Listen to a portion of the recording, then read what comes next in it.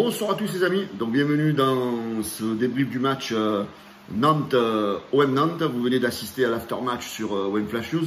Et là de suite après, donc je vais vous faire un petit peu mon débriefing, moi, donc ce que je ressors de ce match.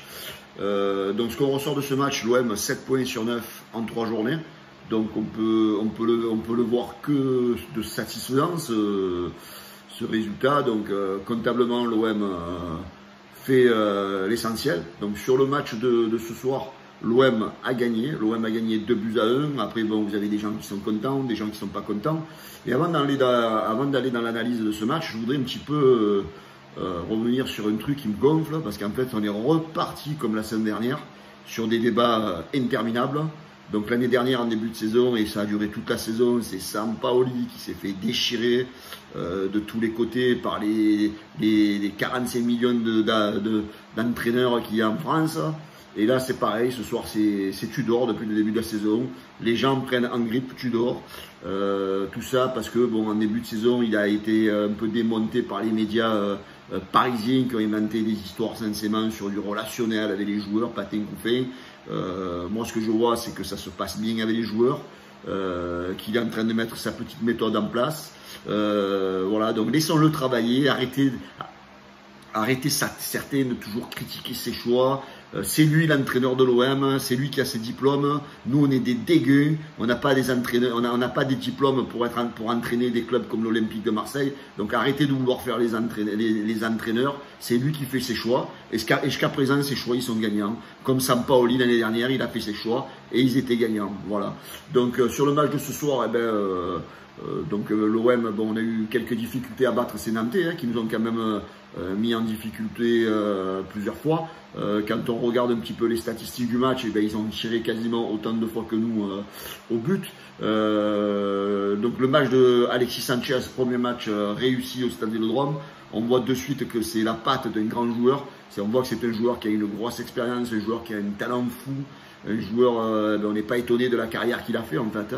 On le voit dans ses gestes, dans ses placements, dans ses appels. On voit que c'est un mec, malgré son âge, eh ben, qui a du talent. Et je pense que cette saison, il va nous apporter beaucoup. Alors sur le match de ce soir, bon après voilà, moi aussi je discute sur certains choix de Tudor. Et c'est vrai que le choix le plus surprenant, c'est qu'il continue à mettre Balerdi, hein, qui est en grosse difficulté depuis le début de saison.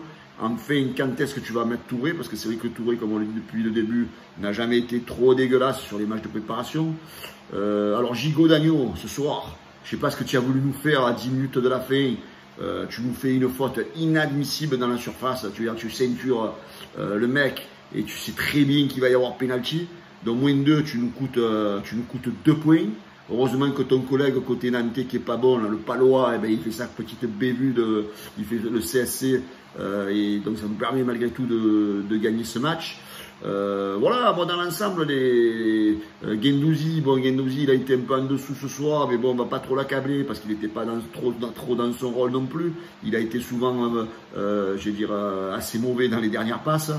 Mais sinon, voilà, les gars, restons positifs avec cette équipe. Pour l'instant, cette équipe, elle est là, elle a 7 points.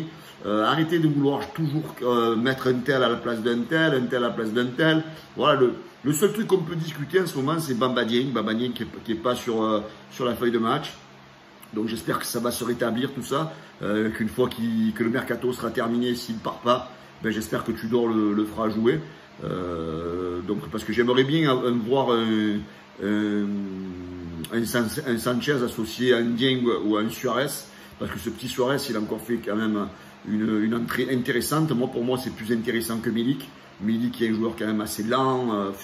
À mon avis, voilà, pour moi, c'est Milik qui va partir avant la fin du mercato. Ce n'est que mon idée. Mais voilà, moi j'ai envie de dire à tout le monde, les gars, soyez indulgents avec Tudor. Arrêtez de vouloir toujours casser du sucre sur cette putain d'équipe.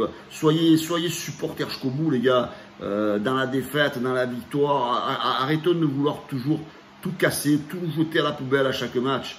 Les gars, on est des supporters de l'OM, n'oubliez pas. Pour l'instant, on a 7 points sur 9. C'est que du bénéfice. Prochain match, on va à Nice. Eh ben, on va aller faire un résultat à Nice.